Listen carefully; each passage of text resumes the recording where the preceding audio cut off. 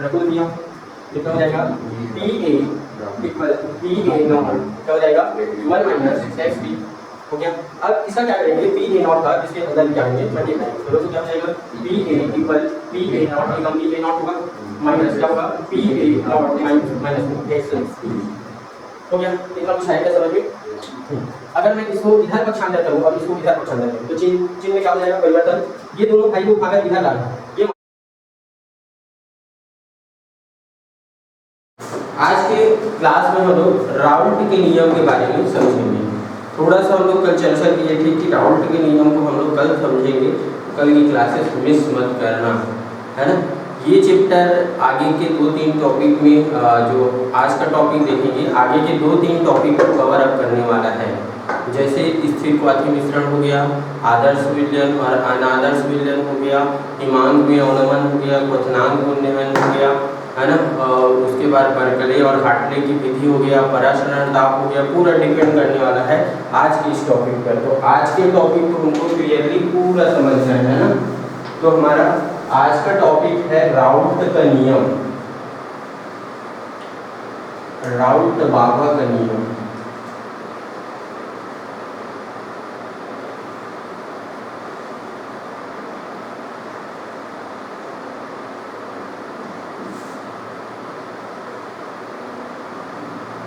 समझते हैं ना राउल्ट ने आखिर किया क्या था। तो राउल्ट ने 2 विलयन लिया था, है ना, 2 विलयनों के बीच में ये प्रयोग किया था।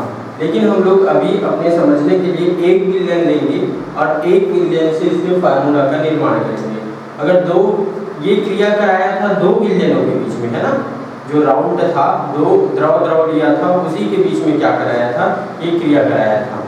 लेकिन इसका जो व्यंजक निकलता है उसको हम एक ही विलयन में समझेंगे। और विलयन में 2 चीज रहेगा, क्या आपका विलेय और विलायक, ठीक है।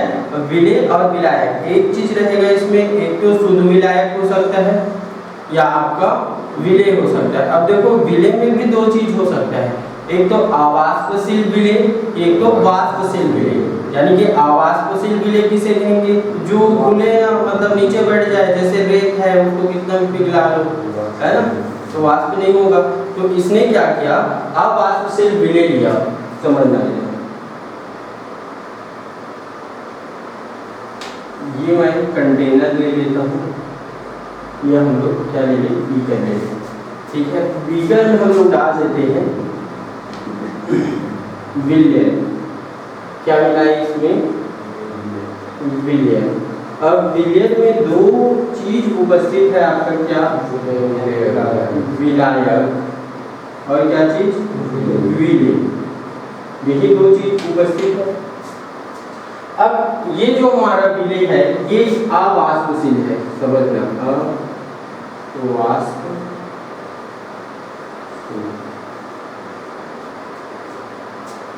अब इन्होंने जो ये अवाष्पशील है तो दाब कौन लगाएगा, जैसे हम इसको कवर अप करेंगे।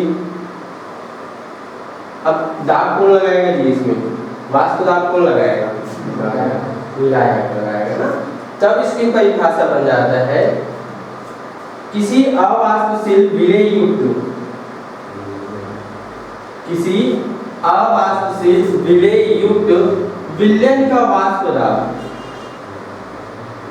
किसी अवाष्पशील विलेय युक्त विलयन का वाष्प दाब उस विलयन में उपस्थित विलायक के मूल प्रभाज के समानुपाती होती है।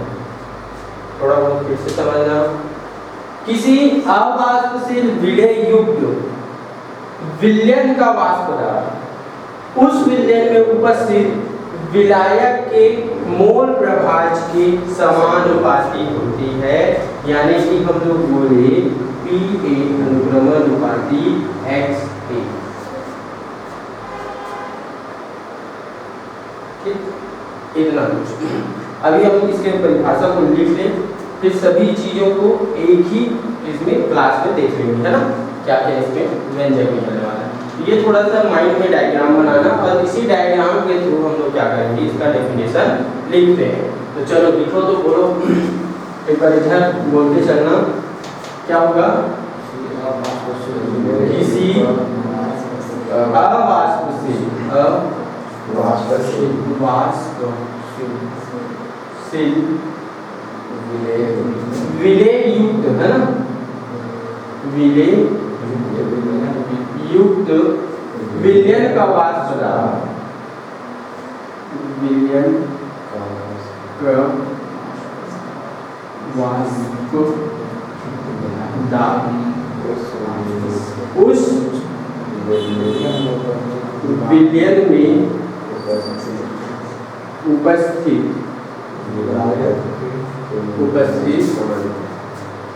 विलायक के, है ना, विलायक के मूल प्रभाज के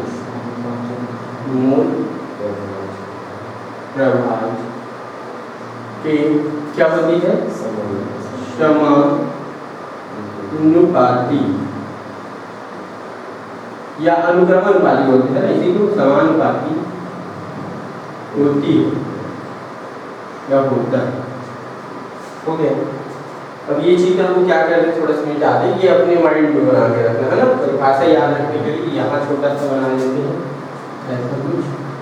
तो दो चीज है, विलायक और आपका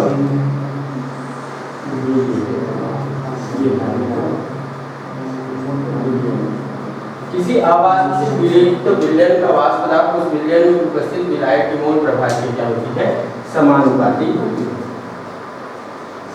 अब हम लोग मोल प्रभाज समझे थे, तो मोल प्रभाज में दो को क्या आया था, आपका फार्मूला आया था, है ना। एक किसके लिए आया था, XB और XA, सॉरी XA से स्टार्ट करें। XA इक्वल क्या होता है आपका, NA बटा क्या, NA प्लस NB, ठीक है। एक फार्मूला तो ये चीज आया था। सेकंड फार्मूला क्या आया था बेटा, XB इक्वल क्या, NB upon NA plus NB, ये चीज आया था। सभी को समझ में आ गया था यहाँ तक, ठीक है। अब हमको यहाँ कुछ चीजें मानकर चलना पड़ेगा। देखो, एक तो होता है विलायक और एक होता है शुद्ध विलायक, है ना। तो दोनों का हमको वाष्प पदार्थ को अलग अलग मान के चलना पड़ेगा।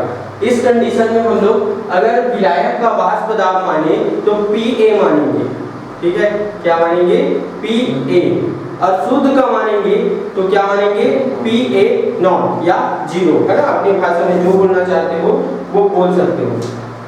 तो हम लोग मान के चले क्या, माना, क्या माना हम लोग, क्या माने, विलायक का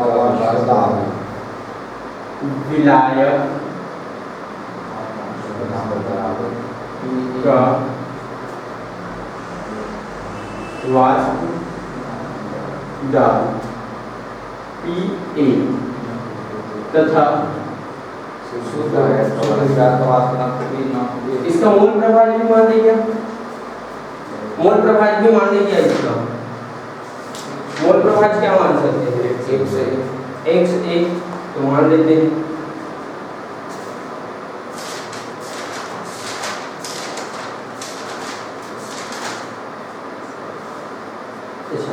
XA मानेंगे बाद में। ये देखो, ये किसका हुआ, विलायक का। अगर विलेय की बात करें, दो फार्मूला लिए ना हम लोग, एक तो विलायक का हो गया और एक तो विलेय का। तो इसको क्या मान सकते हैं हम लोग, PB हो गया।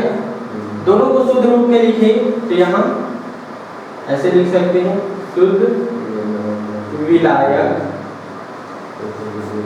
का वाष्प पदार्थ, ठीक है, PA नॉट तथा PB नॉट होगा, ठीक। अब एक चीज याद रखना, जो हमारा विलयन होता है ना, जैसे हमारा ये वाला विलयन है तो इसका टोटल मोल प्रभाज 1 होता है। याद रखना, कभी भी वाइवा में पूछ दिया जाता है कि बताइए कि कुल विलयन का मोल प्रभाज कितना होता है, तो याद रखेंगे हमेशा 1 होता है, ठीक है। ये चीज क्या करेंगे आप लोग, याद करेंगे। अब इधर समझना थोड़ा सा, अभी हम लोग परिभाषा में समझे, क्या समझे कि विलायक का वाष्प पदार्थ विलेय के मोल प्रभाज के क्या होते हैं, समानुपाती। यानी कि ये समझे हम लोग Pa अनुक्रमानुपाती या समानुपाती, क्या समझे जी, x क्या a के लिए बना रहे हैं तो a, ठीक है। अब इसको हटाएंगे और इसको हटाकर एक नियतांक लेंगे, ठीक है। चलो हटाते हैं, पी ए इक्वल के, है ना, के एक स्थिरांक या नियतांक बोल सकते हैं x, ठीक। अगर मैं इसी को शुद्ध अवस्था के रूप में लिखूं, है ना, अगर मैं शुद्ध विलायक के रूप में लिखूं तो शुद्ध, इसको समीकरण 1 बनाते हैं, शुद्ध विलायक के लिए, ठीक। शुद्ध विलायक के लिए समझना इधर पी ए को मैं किसमें कन्वर्ट कर सकता हूँ, पी ए नॉट, ठीक। इतना कुछ है क्या समझ में। और ये चीज याद रखना, जैसे हमारा क्या है ये शुद्ध, ये क्या है जी विलायक, सॉरी विलायक का मोल प्रभाज है, और विलायक का मोल प्रभाज भी 1 होता है, और विलयन का भी मोल प्रभाज कितना होता है 1, और विलय का भी मोल प्रभाज 1। टोटल अगर हम लोग निकालें तो सभी का मोल प्रभाज कितना होता है 1, ये चीज याद रखना। तथा x a इक्वल 1 चुन के ऐसे लिख देना, विलयन का या विलायक का ऐसे लिख देना, शुद्ध विलायक, शुद्ध विलायक का मूल प्रभाज 1 होता है, ठीक। ये ले ली। अब ये मान हम लोग समीकरण 1 में रखेंगे, है ना, समीकरण 1 में, समीकरण 1 में इसका पी ए तथा एक्स ए का मान रखने पर, चलो रखो तो दिया, ये हमारा समीकरण 1 है। पी ए की जगह में क्या रखेंगे, पी ए नॉट, ठीक है, इक्वल है तो इक्वल के का मान के ही रखेंगे, हो गया। फिर क्या 1 रखेंगे तो क्या हो गया, ये पी ए नॉट इक्वल क्या हो गया। अब फिर से ये मान आप कहाँ रखना चाहते हो, के के जगह में हम लोग रखेंगे, के का मान फिर से कहाँ रखेंगे, समीकरण 1 में।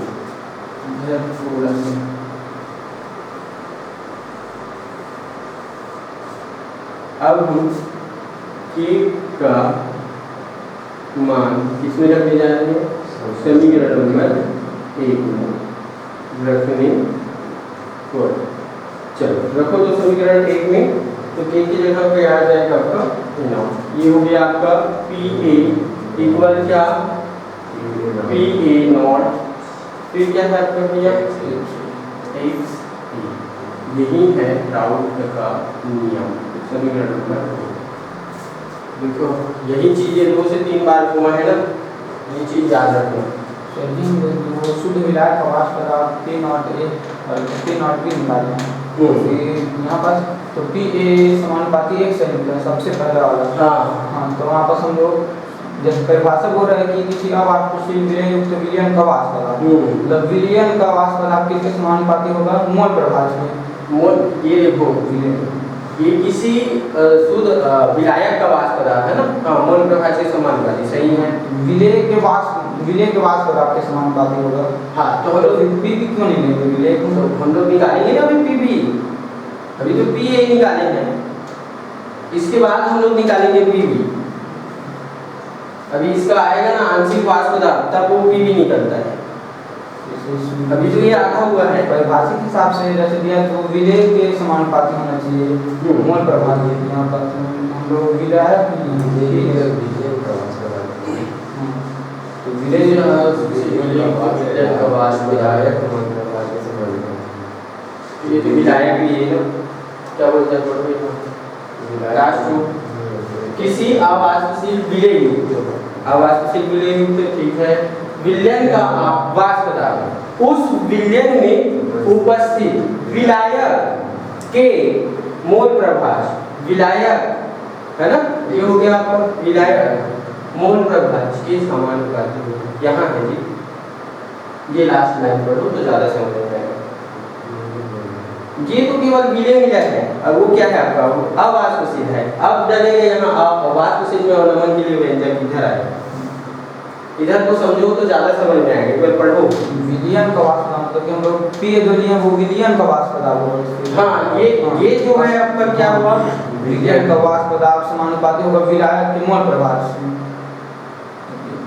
अवाष्पशील विलय युक्त विलयन का वाष्प पदार्थ बोल रहे हैं, कहीं कहीं पर विलायक विलयन दोनों मान लेंगे। हाँ, तो विलयन का वाष्प ये बोल रहे हो कि विलयन का वाष्प पदार्थ होना चाहिए, वह विलायक का लिखा हुआ। हाँ, उससे विलयन भी बोलते हैं। हाँ, ये उत्तर से विलयन भी मान लेते हैं। विलायक मतलब विलयन का प्रकृति विलायक का विलयन मुझे लगा कि विलय युक्त का लेना है करके, तो विलय का लेना तो फिर पी भी होगा, मैं समझ रहा था। लेकिन वहाँ पर विलयन का वाष्प पदार्थ होता है तो पी ही आएगा। थोड़ा सा सही है, थोड़ा सा कंफ्यूजन आ जाता है क्योंकि इधर अभी और देखो ना, अगर व्यंजक आगे बढ़ेगा तो आपको और दिक्कत होगा, इसीलिए हाँ सही समझना। विलय का लेंगे बोला तो विलय के समानुपाती, पर वो विलयन के वाष्प पदार्थ के समानुपाती होगा। ठीक, तो इतना कुछ इधर आया नहीं समझ में। थोड़ा सी यहाँ से चीज़ों को समझना, यहाँ कई बार समझ में नहीं आता है कितना बार क्या रखेंगे, यहाँ बस यहाँ तो सब समझ में आ जाएगा, लेकिन ये मान और ये मान, टी का मान फिर से रखेंगे। एक बार फिर देख लो, यहाँ से क्या किया हम लोग, अनुपातिक हटाकर क्या लिए के, ये कहाँ जहाँ ऐसे लिख के रख दिया, याद रखिए। ओके, चलो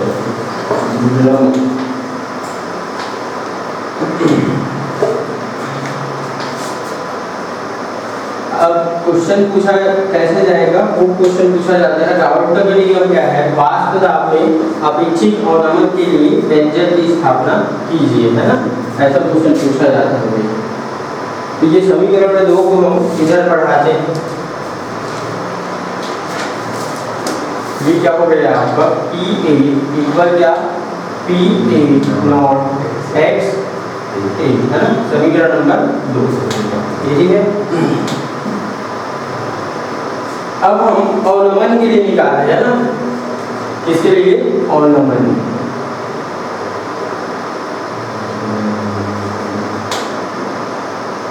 ठीक, अब अवनमन निकालेंगे तो हम लोग यहाँ निकालेंगे एक्स बी, है ना, क्या निकालेंगे एक्स बी। तो किसी भी विलयन तो दो घटक से मिलकर बना रहता है ना, कौन कौन से, विलय और विलायक, और उसका कुल मोल प्रभाज कितना होता है, 1 होता है। तो लिखेंगे यदि किसी विलयन में, यदि किसी विलयन में विलायक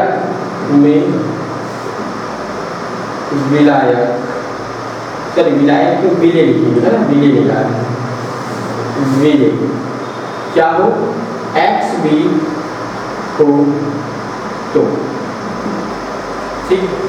अब हम लोग क्या निकालेंगे, विलयन बनाएंगे जिसमें विलायक एडिशन मौजूद है, और ये विलय हमारे क्या है, अवाष्पशील है, जिसके कारण हमारे वाष्प दाब में क्या हो रहा है, अवनमन, यानी कि अवनमन मतलब क्या हो रहा है, वाष्प दाब में सीधी सी बात है क्या आ रही है, कमी, क्योंकि ये उड़ नहीं पा रहा है ना। तो कोई भी विलयन दो चीज से मिलकर बना रहता है, एक तो विलायक और सेकंड क्या है आपका विलय, और कुल मोल प्रभाज इसका कितना होता है, 1। यहाँ देखिए फिर से लिखेंगे किसी भी विलयन का, किसी भी विलयन का कुल मोल प्रभाज, कुल मोल प्रभाज कितना होता है, 1 होता है। अगर मेरे को यहाँ एक्स बी का मान चाहिए या एक्स ए का मान चाहिए, तो किसको पक्षांतर करो, पहले तो एक्स ए का मान चाहिए, किसको पक्षांतर करो, एक्स बी, ठीक है, एक्स ए का मान चाहिए, इसलिए पक्षांतर किए किसको इधर, तो 1 माइनस क्या हो जाएगा, एक्स बी। अब मैं ये एक्स ए का मान समीकरण 2 में रखने जा रहा हूँ, ठीक है, समझ लेते हैं। इसका मान XA, इसके जगह में हम लोग पुट करेंगे क्या, ये चीज XA का मान कहाँ रखते हैं, समीकरण नंबर 1 में, सॉरी 2 में रखने को रखो तो भैया कितना हो जाएगा, PA इक्वल PA नॉट क्या हो जाएगा 1 माइनस XB हो गया।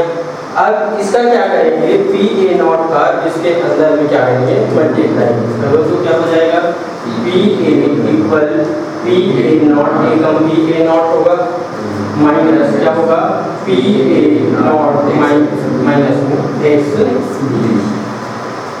हो गया। इतना कुछ है क्या समझ में? अगर मैं इसको इधर पक्षांतर करूं और इसको इधर पक्षांतर करूं तो चिन्ह में क्या हो जाएगा, परिवर्तन। ये दोनों भाई को उठाकर इधर ला रहा है, ये माइनस में है, इधर आएगा तो क्या हो जाएगा, प्लस में हो जाएगा। तो PA नॉट XB, और इसको उठा के मैं कहाँ ले जा रहा हूँ, यहाँ ले जा रहा हूँ, तो ले जाओ क्या हो जाएगा, PA नॉट माइनस PA हो गया। और मेरे को इसका मान चाहिए, इसका मान चाहिए, तो इसका मान चाहिए, तो इसके लिए हम क्या कर दें, इसको पक्षांतर कर दें, तो क्या हो जाएगा आपका PA not minus PA upon PA। ये क्या है आपका वास्तव में अपेक्षित और ये व्यंजक, ठीक। इतना कुछ आपको यहाँ तक बढ़ाना है, अगर ये क्वेश्चन पूछा जाए है ना, राउल्ट के नियम क्या है तथा वास्तव में अपेक्षित अनुक्रम के लिए व्यंजक की स्थापना कीजिए। अगर 4 नंबर में आता है तब की बात है, या राउल्ट का नियम क्या है इसको समझाइए, तो आपको केवल यहाँ तक लिखना है, ठीक है। और नंबर की बात करें तब यहाँ पढ़ना है, ठीक है। अब यहाँ ये क्या है, PA नॉट माइनस PA, वास्तव में क्या है, ये अवनमन है ना। देखो शुद्ध ये क्या है हमारा विलायक, और उसमें मिला है क्या, ये भी विलायक है, लेकिन ये क्या है हमारा विलेय, जिसके कारण क्या हो रहा है, इसके वास्तव में कमी। तो ये दोनों लिख सकते हैं जहाँ करके हम लोग, जहाँ क्या लिख सकते हैं, PA नॉट PA वास्तव में क्या है, अवनमन, वास्तव और नमन। और क्या बचा हमारे पास, XB, ये क्या है, विलेय का मोल प्रभाष है, इतना चीज। अब देखो ये पूरा कंपाउंड क्या है, तो ये है उसमें अपेक्षित अवनमन, ये हो जाएगा PA not minus PA upon PA not, ये है आपका वाष्पदाब में अपेक्षित अवनमन,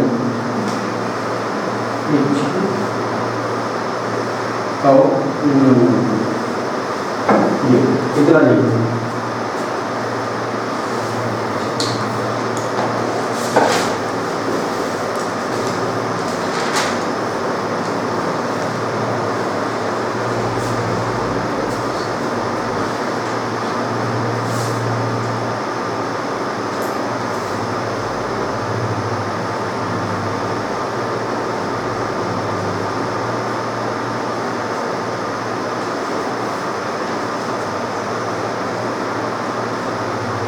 ये लास्ट आपका फाइनल है ना, वास्तव में अपेक्षित अवनमन के लिए व्यंजक।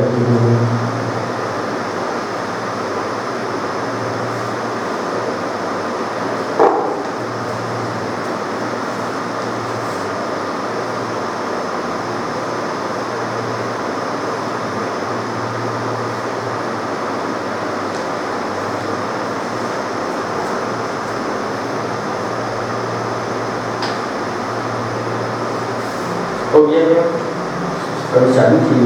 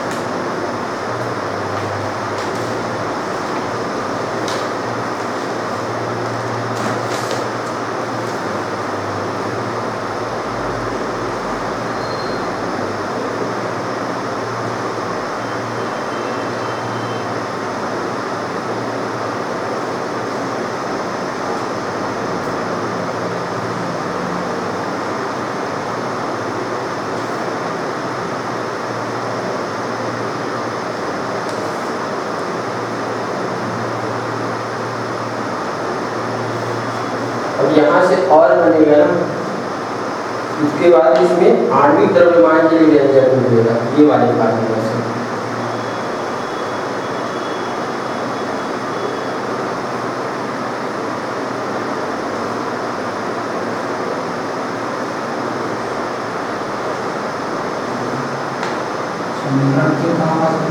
विचार नहीं देना चाहिए फाइनल ऊपर लिख लिए हो ना।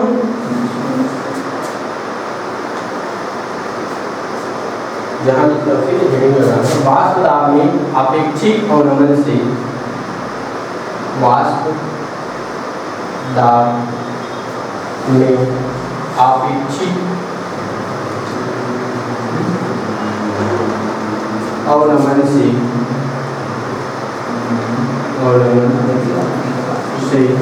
विलेय पदार्थ का या विलेय पदार्थ के आणविक द्रव्यमान का गणना करना, आणविक द्रव्यमान का गणना। यहाँ से फिर से आपका फार्मूला मिलेगा, आपको नया फार्मूला यहाँ से पूछे जाते हैं मिलकर, है ना। कभी कभी वाष्प दाब में अपेक्षित अवनमन से विलेय पदार्थ के आणविक द्रव्यमान की गणना।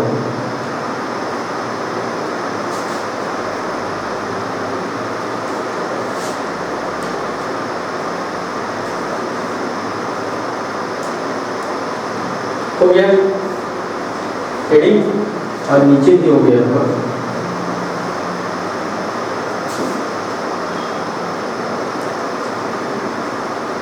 ये भी मिटा देगा।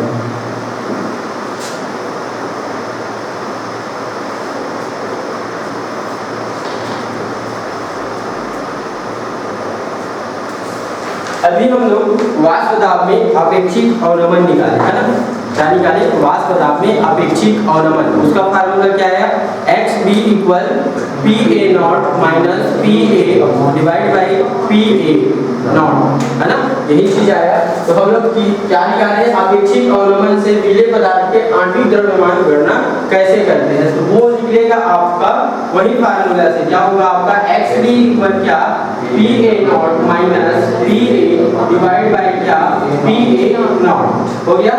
यहाँ समझ में आता है ये क्या है आपका पी ए नॉट, ये है आपका शुद्ध विलायक का वाष्प दाब। पी ए क्या है? ये विलायक का वाष्प दाब। और एक्स बी क्या है? विलेय का मोल प्रभार।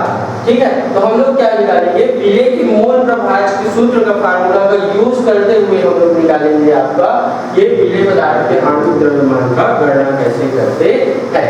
तो हम लोग विलेय के लिए अगर मोल प्रभार लिखना चाहे तो कैसे लिख सकते हैं हम लोग? एक्स बी इक्वल क्या? N B upon N A plus N B. इसको समीकरण नंबर, इसको 1 बना लेना, नया है तो ये समीकरण नंबर बना लेना 2। अब एन बी क्या है? विलेय के मोलों की संख्या, विलेय के मोलों की संख्या। एन ए क्या है? विलायक के मोलों की संख्या। अब हमको यहाँ इसका जो जैसे हम लोग विलेय के लिए लेंगे तो इसका द्रव्यमान और इसका भार मानना पड़ेगा, है ना। द्रव्यमान और भार। विलायक के लिए लेंगे तो भी द्रव्यमान और भार मानना पड़ेगा, है ना। तो सबसे पहले लिख लेते हैं माना, क्योंकि ये विलायक आएगा ना। माना विलायक का द्रव्यमान को किसे प्रदर्शित करते हैं? हाँ, मास एम ए विलायक है तो, तथा इसका हमको भार प्रदर्शित करना है तो डब्ल्यू टी, है ना। केमिस्ट्री में तो द्रव्यमान भार दोनों का मान नहीं ऐसे होगा, अलग अलग अलग होता है केमिस्ट्री में। नहीं उसी तो लिखे थे जब शुरुआत किए थे तो डब्ल्यू की दी देते सर, केमिस्ट्री में कहीं केमिस्ट्री में दोनों का मान एक होता है। हाँ, द्रव्यमान भार ही मान लेते हैं। ऐसे हमारा फिजिक्स समीकरण वाला होता है। चलो ठीक है। एन बी इक्वल यहाँ पे कोई डाउट है क्या?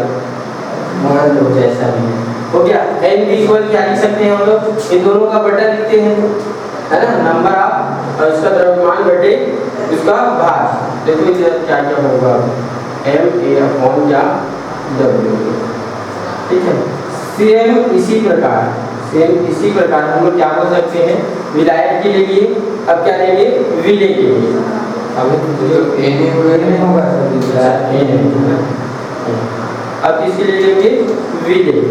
विलेय का द्रव्यमान माना क्या होगा आपका MV, तथा क्या आपका भार क्या मानेंगे W।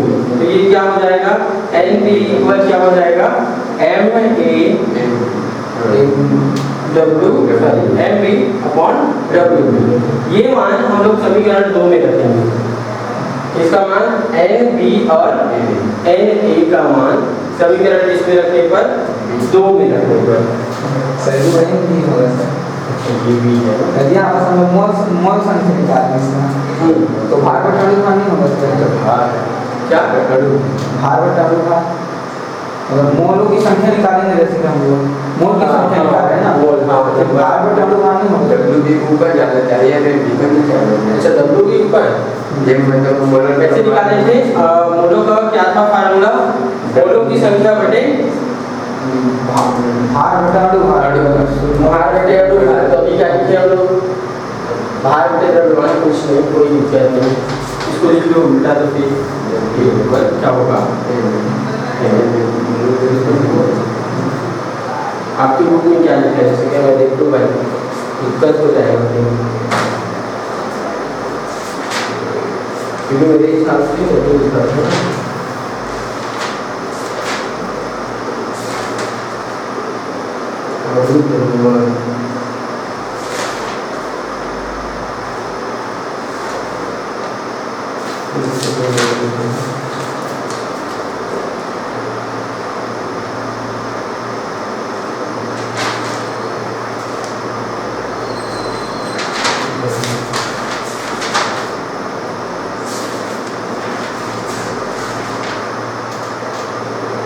W भी बटा, हाँ ठीक है, सही हो गया, तो उल्टा हो रहा है,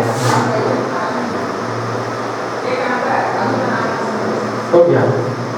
यहाँ क्या आएगा आपका MB। चलो ये मान आप यहाँ रख के देखो, तो समीकरण किसमें 2 में, तो क्या हो जाएगा XB इक्वल कितना, NB का मान क्या होगा WB बटा MB पूरे का बटा, है ना। A का मान कहाँ गया, ये है ना, क्या होगा WA बटा MA। ठीक है, प्लस है तो प्लस, फिर क्या होगा WB बटा MB। यहाँ तक हो गया। अब क्या करते हैं हम लोग, मान के चलते हैं कि हमारे जो विलायक में विलेय की मात्रा बहुत कम है, तब इसकी यहाँ उपेक्षा कर दिया जाता है, यानी कि इसको हटा दिया जाता है। तब क्या होगा, यहाँ लिखना चाहे तो XB इक्वल क्या, इसको पूरा बटा में लिख ले क्या, WB बटा MB मल्टीप्लाई M ऊपर MA अपॉन क्या WA हो गया। अब ये मान हम लोग रखेंगे कहाँ, XB के जगह, ठीक है।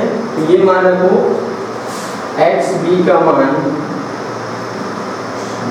समीकरण किसमें रखने पर 1 में रखने पर, चलो रखो तो WB बटे MB multiply MA upon WA equal PA minus PA upon PA। ये इसमें आगे द्रव्यमान गणना की है, ठीक। यहाँ तक मैं मिला देती हूँ क्या क्या है, WB मल्टीप्लाई MA, ठीक है। अब देखो यहाँ आगे और बढ़ाया गया आपके व्यंजक को, है ना। अगर हमको केवल और केवल MA का मान चाहिए, तब इस सबको क्या करते हैं, पक्षांतर करो। तो पक्षांतर क्या क्या बचेगा, यहाँ ऊपर चला जाएगा WB, ठीक है, यही कर रहे हैं, ये आपकी बुक में यही तक बनाया गया है, या करके ठीक, यहाँ तक लिखो।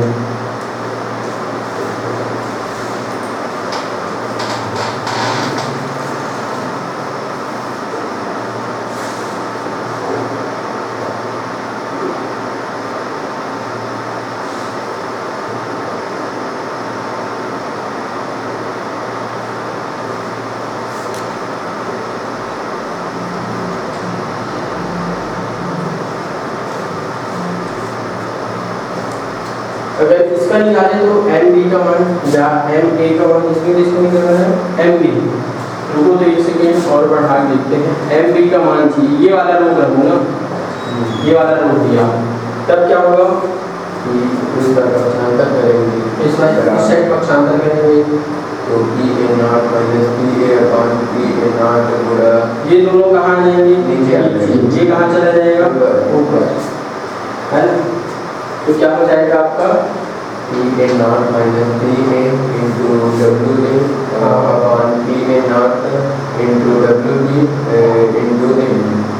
कितने बन जाएगा लिख दो, क्या होगा इधर डब्ल्यू बी बटे होगी।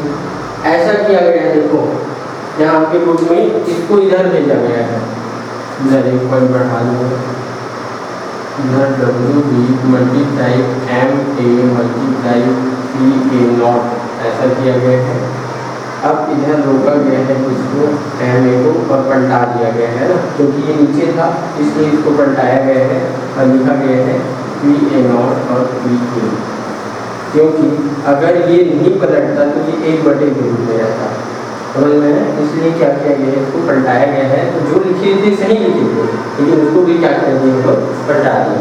तो आप लोग बोल रहे थे ना कि ऐसा होगा, कैसे होगा, एम बी को रोकेंगे तो सबको पक्षांतर देंगे, जिसके ऊपर में एक रहेगा, एक बटे क्या होगा एम बी हुआ इक्वल, ये सब ऊपर है, कहाँ चले जाएंगे नीचे, ये कहाँ चला जाएगा ऊपर, तो क्या होगा ये P A naught minus P ए हो गया डब्ल्यू ए हो गया, बटा में क्या बचा आपका W B multiply M A multiply क्या आपका पी। अब एक बटा के रूप में हमको किसका मान चाहिए एम बी का, तो पलट देंगे एम बी पर, ये कहाँ चला जाएगा W B multiply M A multiply क्या आपका पी ए नॉट, और ये क्या हो जाएगा आपका पी ए नॉट माइनस पी ए और आपका क्या यहाँ बताया गया आपकी बुक में। तो ये होता है आपका राउंड का नियम समाप्त। थोड़ा सा 2-4 बार बना के देखते हैं, यहाँ से मेरे से मिस्टेक हुआ था ना।